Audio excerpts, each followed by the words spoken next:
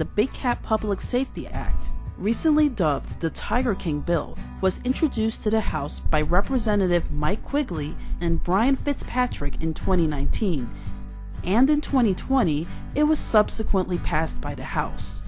While the bill has been gaining a lot of press due to reporters associating it with the surprise hit documentary that featured the shenanigans and attempted murder by the notorious zoo owner Joe Exotic, various versions of this bill have been continually introduced since 2012, with changes to what activities it actually prohibits, who it affects, and the species that are involved. This bill is also notable for being pushed by one of its most staunch advocates, Carole Baskin, who was painted as Joe Exotic's rival in a sensationalized Netflix series. As a result of the bill's newfound attention, there have been some misconceptions among the public and even the animal owners the bill would affect about what the law would actually do if passed. In this video, we will demystify the Big Cat Public Safety Act. Just what does it do, and is it even necessary? On the surface, the Big Cat Public Safety Act sounds perfectly unobjectionable. Who doesn't want to protect big cats and the safety of the public? Then there are controversial figures like Joe Exotic and some of the other characters detailed in the Tiger King documentary who own zoos of, let's say, questionable quality. The bill, labeled H.R. 1380, was meant to stop people like Joe Exotic, if he wasn't already imprisoned for putting a hit on Baskin, from operating so-called roadside zoos, right? Well, actually, no. The 2020 version of the Big Cat Public Safety Act that the House passed bans the possession of big cats such as tigers, lions, leopards, and jaguars as pets, technically. Going into more detail, the bill only bans the large felines from being owned by unlicensed private owners. People like Joe Exotic, who run commercial zoos, are all required to be licensed by law by the United States Department of Agriculture, also known as the USDA. These people mostly hold Class C exhibitor licenses, and they are regularly inspected to make sure they are in compliance with the Federal Animal Welfare Act. As private pet owners who are not a commercial business cannot be licensed, they are the only big cat owners who will be banned from obtaining any more large cats.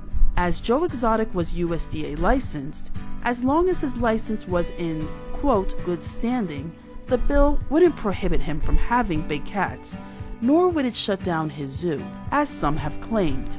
But here's how the Big Cat Public Safety Act would have actually affected Joe. A small number of zoos offer animal encounters that are referred to as pay-to-play cub petting operations. These encounters allow patrons to meet and take photos with young tiger cubs and other big cats. As one could guess, this practice is highly controversial.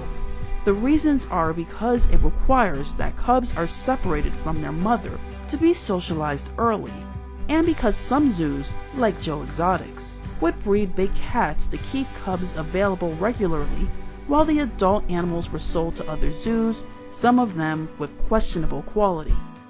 The Big Cat Public Safety Act would completely ban all cub petting operations, with the only exceptions being for highly specific programs that involve legitimate conservation efforts, as complicatedly articulated by the bill's language. In fact, no members of the general public would be able to be closer than 15 feet to any big cat, unless the animal is behind a sound barrier. To quickly synopsize, the Big Cat Public Safety Act will ban unlicensed private owners from owning big cats, but not USDA licensed private owners. In general, it will also prevent members of the public from contacting big cats, effectively ending the practice of using big cat cubs in photo ops and other encounters. While the bill's title suggests that the new law will address public safety, it should be noted that young cubs do not pose a danger to the public, and public encounters with older cats have already been banned by the USDA. Why would the sponsors of the Big Cat Public Safety Act, who now eagerly promote the bill's legislative changes utilizing the Tiger King documentary, the fact of the matter is, Tiger King helped us immeasurably. failed to actually ban the facilities they claim are a danger to the public from obtaining large cats in the law. Well, previous versions of the Big Cat Public Safety Act did just that, lumping smaller zoos, both good and bad, together to prevent them from possessing big cats. However, such a significant ban proved to be difficult to gain any traction in the House.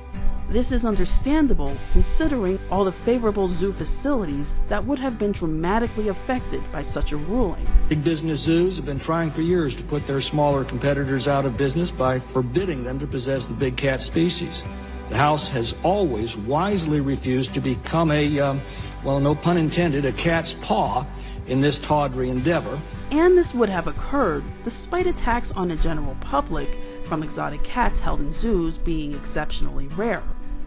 So the question remains, is this bill actually about protecting the safety of the public, or is public safety being used as a reason to reduce the presence of exotic cats in zoos by people who are of the opinion that it is wrong to hold animals in zoos in the first place, which some may consider to be a form of exploitation?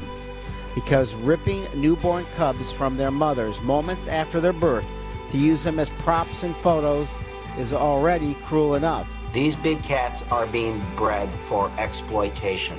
The bill also is a blanket ban on big cat owners who are not licensed by the USDA, regardless of whether or not they are practicing sound and ethical ownership. And all zoos which are required to be licensed will be exempted, regardless of whether or not their safety standards are practiced ideally. Not all private owners are irresponsible. Like, for example, the owner of Ming, a tiger who was kept as a pet in Harlem, New York City, seen in a House meeting being discussed by Representative Quigley. The photo behind me is not staged. This bill is also endorsed by the Humane Society of the United States and countless other animal welfare organizations, because lions and tigers do not belong in urban apartments or in cages in suburban backyards. And that isolated incident was rightfully illegal anyway. Furthermore, there are licensed zoos that could stand to be dramatically improved, but the bill wouldn't have much of an effect on them. So what's the status of H.R. 1380? The bill was passed by the U.S. House of Representatives on December 3, 2020, but it was not passed by the Senate. As expected, the bill has yet again been reintroduced in 2021. What do you think of the Big Cat Public Safety Act? Let us know in the comments, and please like and subscribe for more animal-related content. Thanks for watching!